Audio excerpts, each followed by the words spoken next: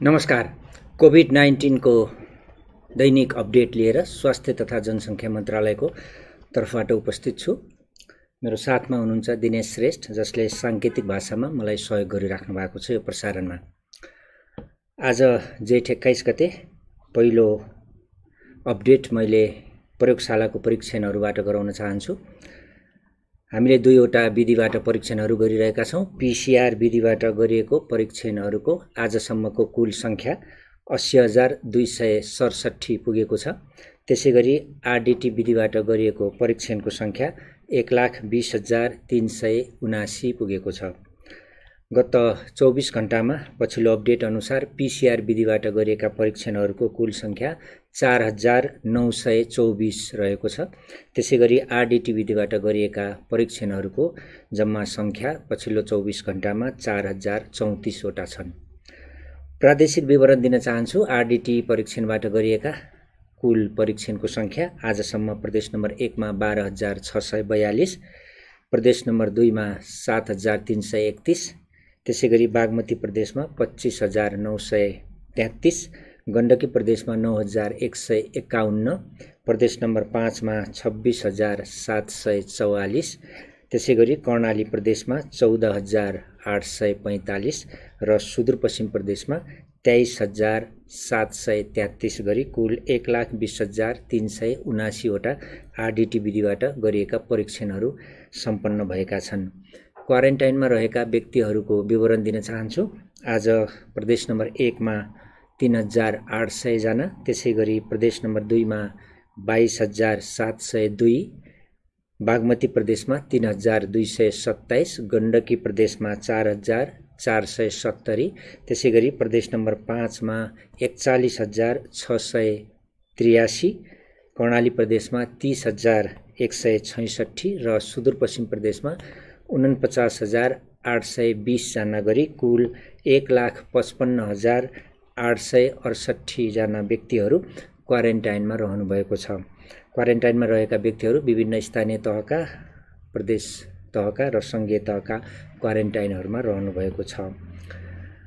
त्यसैगरी डिस्चार्ज हुने व्यक्तिहरू जो सङ्क्रमणलाई जितेर निको हुनुभएको छ, उहाँहरू प्रदेश नम्बर 1 मा हालसम्म 48 जना, प्रदेश नम्बर 2 मा 109 जना, बागमती प्रदेशमा 31 जना, गण्डकी प्रदेशमा 3 जना, प्रदेश नम्बर 5 मा 80 जना र सुदूरपश्चिम प्रदेशमा 7 जना हुनुहुन्छ। यसरी कुल 278 जना आजसम्म डिस्चार्ज भएर घर फर्किनु भएको छ। पछिल्लो अपडेट अनुसार 12 जना थप डिस्चार्ज हुनुभएको छ। उहाँहरू जनकपुर अस्पतालबाट 5 जना, 20 वर्षीय महिला र 19 देखि 40 वर्षीय पुरुष हुनुहुन्छ। उहाँहरू धनुषा, महोत्तरी र सर्लाहीका हुनुहुन्छ। उहाँहरू सबै 11औं दिनदेखि 16औं दिनको अवधिमा डिस्चार्ज हुनुभएको हो। त्यसैगरी टेको अस्पताल काठमाडौँबाट 1 जना डिस्चार्ज हुनुभएको छ। उहाँ काठमाडौँका 69 वर्षीय पुरुष हुनुहुन्छ। 9औं दिनमा डिस्चार्ज हुनुभएको हो अस्पतालबाट। त्यसैगरी बलम्बु स्थित युनिफाइड कमान्ड अस्पतालबाट 1 जना रौतहटका 34 वर्षीय पुरुष 15औं दिनमा डिस्चार्ज हुनुभएको छ। त्यसैगरी त्रिभुवन विश्वविद्यालय शिक्षण अस्पताल महाराजगञ्जमा कपिलवस्तुका 1 जना 6 वर्षीय बालिका 19औं दिनमा अस्पतालबाट डिस्चार्ज हुनुभएको छ। त्यसैगरी बुटोलबाट 4 जना डिस्चार्ज हुनुभएको छ। उहाँहरू अर्घाखाँची र कपिलवस्तुका हुनुहुन्छ। 18 देखि 24 वर्ष उमेरका पुरुषहरू हुनुहुन्छ। उहाँहरू 10औं देखि 25औं दिनको अवधिमा अस्पतालमा बसेर सङ्क्रमणलाई जितेर घर फर्किनु भएको हो। यसरी 278 जना हालसम्म डिस्चार्ज हुनुभएको छ। उहाँहरूमध्ये 222 जना पुरुष र 56 जना महिलाहरू हुनुहुन्छ। त्यसैगरी कल सेन्टरको अपडेट दिन चाहन्छु। हाम्रो दुईवटा निःशुल्क रूपमा डायल गर्न सकिने कल सेन्टरहरू छन्, 1133 र 1115। पछिल्लो तथ्याङ्क अनुसार 1,350 वटा कलहरू हामीलाई प्राप्त भएका छन्। सबै कलको यथोचित रूपमा सम्बोधन भएको छ। त्यसैगरी यहाँहरू प्रत्यक्ष रूपमा जोडिने माध्यम हाम्रो विशेष वेब पेज छ covid19.mhp.gov.np र मोबाइल एप्लिकेसन हाम्रो स्वास्थ्य। यो दुईवटाको प्रयोग गरेर यहाँहरूले आफ्नो स्वमूल्याङ्कन फारम यानि कि आफ्नो स्वास्थ्यको विवरण दिन सक्नुहुन्छ र यसबाट हामीले यहाँहरू सम्भावित सङ्क्रमित भए नभएको पत्ता लगाउँछौँ। गत 24 घण्टामा 378 जनाले यो फारम भर्नुभएको छ र उहाँहरूमध्ये 2 जना सम्भावित सङ्क्रमितको जोनमा यानि कि रेड जोनमा पर्नुभएको छ। दुवै व्यक्तिहरू काठमाडौँका हुनुहुन्छ। त्यसैगरी अब मैले सङ्क्रमित व्यक्तिहरूको अपडेट दिन चाहन्छु। पछिल्लो तथ्याङ्क अनुसार हामीलाई प्राप्त जानकारी अनुसार नयाँ सङ्क्रमितको सङ्ख्या 201 रहेको छ, जसमध्ये 179 जना पुरुष र 22 जना महिला हुनुहुन्छ। उहाँहरूमध्ये प्रादेशिक जनस्वास्थ्य प्रयोगशाला विराटनगरमा 1 जनाको पोजिटिभ आएको छ। धनकुटा शहीद भूमि गाउँपालिकाका 1 जना 27 वर्षीय पुरुष, धरानको बीपी कोइराला स्वास्थ्य विज्ञान प्रतिष्ठानमा गरिएको परीक्षणमा सप्तरी तिरहुतका 1 जना 40 वर्षीय पुरुष, ताप्लेजुङका शान्ति गाउँपालिकाका 3 जना उहाँ क्वारेन्टाइनमा रहेका 3 जना 18 देखि 40 वर्षीय पुरुष, झापाका बुद्ध शान्ति गाउँपालिकामा रहेको क्वारेन्टाइनमा रहेका 1 जना 30 वर्षीय पुरुष, पाँचथरको हिलिहाङ गाउँपालिकाका 1 जना 20 वर्षीय पुरुष, सुनसरीका पोखरा गाउँपालिकाका क्वारेन्टाइनमा रहनुभएका 7 जना व्यक्तिहरू जो 18 देखि 26 वर्ष उमेरका पुरुषहरू हुनुहुन्छ। त्यसैगरी नारायणी अस्पतालको प्रयोगशालामा गरिएको परीक्षणमा 7 जनाको पोजिटिभ आएको छ। पर्साका विभिन्न गाउँपालिकाका बिन्देवासिनी, कालिकामाई, सखुवा पर्सौनीका क्वारेन्टाइनहरूमा रहेका 7 जना व्यक्तिहरू हुनुहुन्छ। 16 देखि 49 उमेरका पुरुषहरू हुनुहुन्छ। त्यसैगरी सुर्खेतमा गरिएको परीक्षणमा 3 जनाको पोजिटिभ आएको छ। उहाँहरू दैलेखका 1 जना, नौमुलेका 24 वर्षीय पुरुष, त्यसैगरी सल्यानका कुमाक गाउँपालिकाका क्वारेन्टाइनमा रहेका 19 र 24 वर्षीय पुरुषहरू हुनुहुन्छ। त्यसैगरी कोशी अस्पतालको प्रयोगशालामा गरिएको परीक्षणमा 5 जनाको पोजिटिभ आएको छ। मोरङका रङ्गेली नगरपालिकाका क्वारेन्टिनमा रहेका 2 जना व्यक्तिहरू 26 र 36 वर्षीय पुरुषहरू हुनुहुन्छ। त्यसैगरी झापाको कमाल गाउँपालिकाको क्वारेन्टिनमा रहेका 1 जना 18 वर्षीय पुरुष, तेह्रथुमको 8 राई गाउँपालिकाको उहाँ पनि क्वारेन्टिनमै रहनुभएको 20 वर्षीय महिला हुनुहुन्छ। त्यसैगरी सुनसरी बराह क्षेत्रको क्वारेन्टिनमा रहेका 1 जना 29 वर्षीय पुरुष हुनुहुन्छ। त्यसैगरी सेती अस्पतालको प्रयोगशालामा गरिएको परीक्षणमा 5 जनाको पोजिटिभ आएको छ। उहाँहरू कैलालीका गौरीगङ्गा गाउँपालिका र धनगढी उपमहानगरपालिकाका हुनुहुन्छ। उहाँहरू 3 जना हुनुहुन्छ। सबै क्वारेन्टिनमा बस्नुभएको 20 देखि 51 वर्षका पुरुषहरू हुनुहुन्छ। त्यसैगरी डोटीका पनि 2 जना पुरुषहरू 22 र 25 वर्षीय हुनुहुन्छ। उहाँहरू पूर्वी चौकीका क्वारेन्टिनमा रहेका हुनुहुन्छ। त्यसैगरी रूपन्देहीमा गरेको परीक्षणमा 95 जनाको पोजिटिभ आएको छ। कपिलवस्तुका 67 जना हुनुहुन्छ। उहाँहरू मायादेवी र शुद्धोदन गाउँपालिकाका सबै क्वारेन्टिनमा रहेका व्यक्तिहरू हुनुहुन्छ। 11 वर्षदेखि 37 वर्ष उमेरका हुनुहुन्छ। 11 वर्षीय बालिकादेखि 37 वर्ष उमेरसम्मका 10 जना महिलाहरू, त्यसैगरी 1 वर्षका बालकदेखि 80 वर्षका पुरुषसम्म 57 जना पुरुषहरू हुनुहुन्छ, जो कपिलवस्तुमा कुल 67 जना पोजिटिभ आएको हो। त्यसैगरी पाल्पाका 2 जना 28 वर्षीय महिला र 23 वर्षीय पुरुष, त्यसैगरी रूपन्देहीकै बौद्ध विश्वविद्यालय रोहिणी हवाका र मर्चवार आदर्श माविका सबै क्वारेन्टिनमा रहेका व्यक्तिहरू 26 जना हुनुहुन्छ। 40 वर्षीय महिला र 13 वर्षका बालकदेखि 54 वर्ष उमेरसम्मका 25 जना पुरुषहरू हुनुहुन्छ। त्यसैगरी प्रादेशिक जनस्वास्थ्य प्रयोगशाला जनकपुरमा गरिएको परीक्षणमा 9 जनाको पोजिटिभ आएको छ। सबै महोत्तरी मटिहानीका हुनुहुन्छ। 40 वर्षीय महिला र 15 देखि 36 वर्ष उमेरका व्यक्तिहरू हुनुहुन्छ। सबै पुरुष हुनुहुन्छ। कर्णाली स्वास्थ्य विज्ञान प्रतिष्ठान जुम्लामा गरिएको परीक्षणमा 13 जनाको पोजिटिभ आएको छ। उहाँहरू दैलेखका दुल्लु र नारायण नगरपालिकाका हुनुहुन्छ 6 जना 17 देखि 30 वर्षीय पुरुष हुनुहुन्छ। त्यसैगरी कालीकोटका महावैश्वपालिका पलाताका हुनुहुन्छ 7 जना 20 वर्षीय महिला र 4 वर्षीय बालकदेखि 42 वर्ष उमेरका अन्य पुरुषहरू हुनुहुन्छ। त्यसैगरी राप्ती स्वास्थ्य विज्ञान प्रतिष्ठान दाङमा गरिएको परीक्षणमा 13 जनाको पोजिटिभ आएको छ, त्यो कुरा मैले भने। त्यसैगरी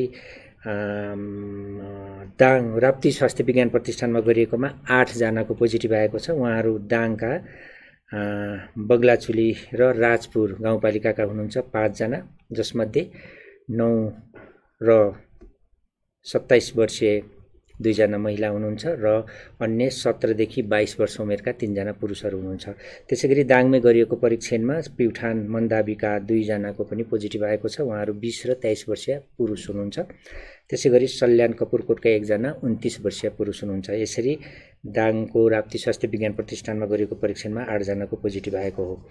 राष्ट्रिय जनस्वास्थ्य प्रयोगशालामा गरिएको परीक्षणमा 42 जनाको पोजिटिभ आएको छ। उहाँहरूमध्ये धनुषाका 1 जना हुनुहुन्छ 38 वर्षीय पुरुष।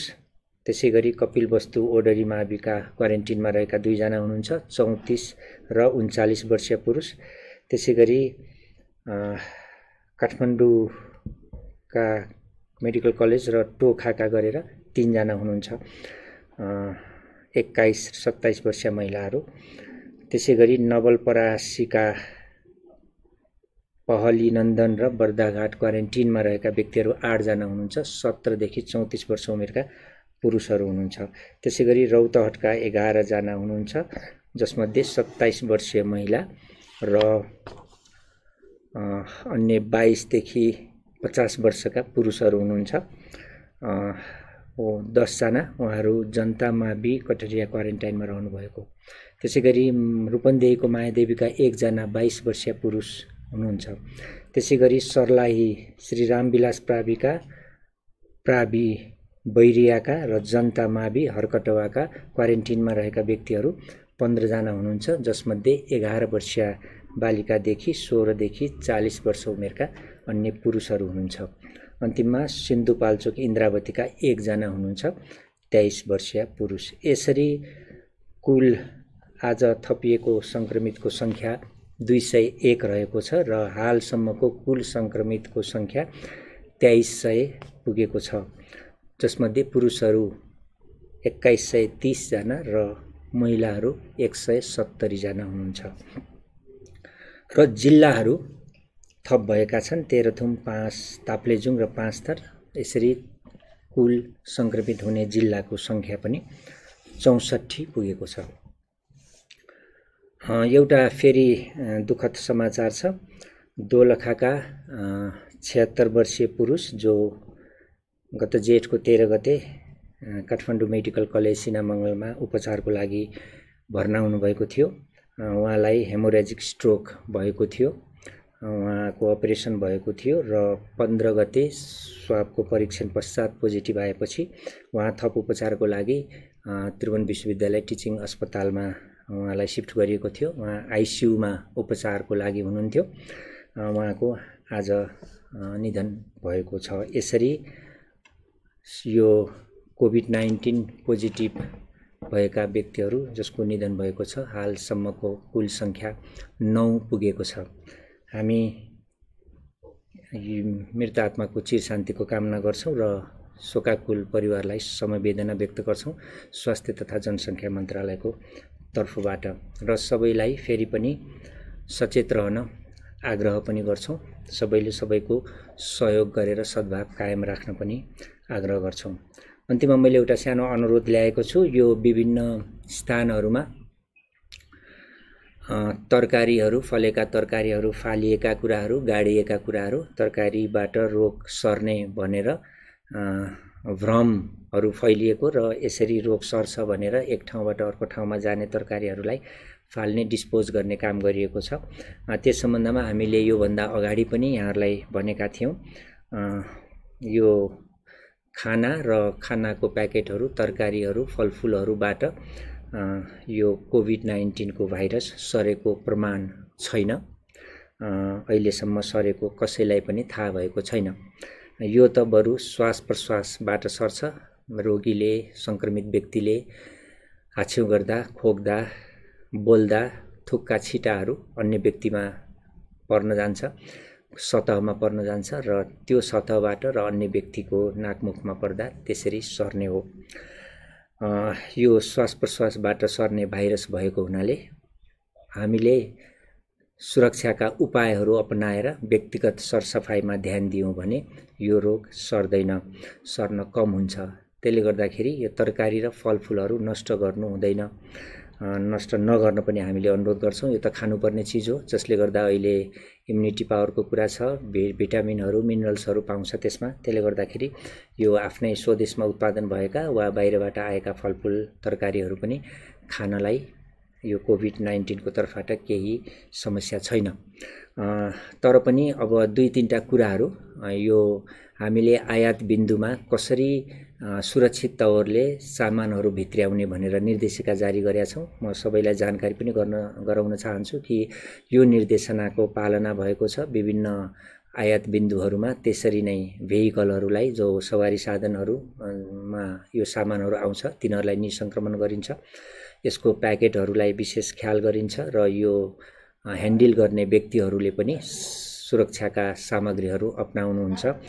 यसले गर्दाखेरि हामीले चाहिँ उहाँहरूलाई सर्नबाट यसरी बचाउँछौँ र तरकारी र फलफुलहरू सफा गरेर पानीले धोएर त्यसलाई सुरक्षित तरिकाले खानमा कुनै कन्जुसाइ नगर्नुहोला वा खान सक्नुहुन्छ, नष्ट नगर्नुहोला भनेर हामीले चाहिँ अनुरोध गर्न चाहन्छौँ स्वास्थ्य तथा जनसङ्ख्या मन्त्रालयको तर्फबाट।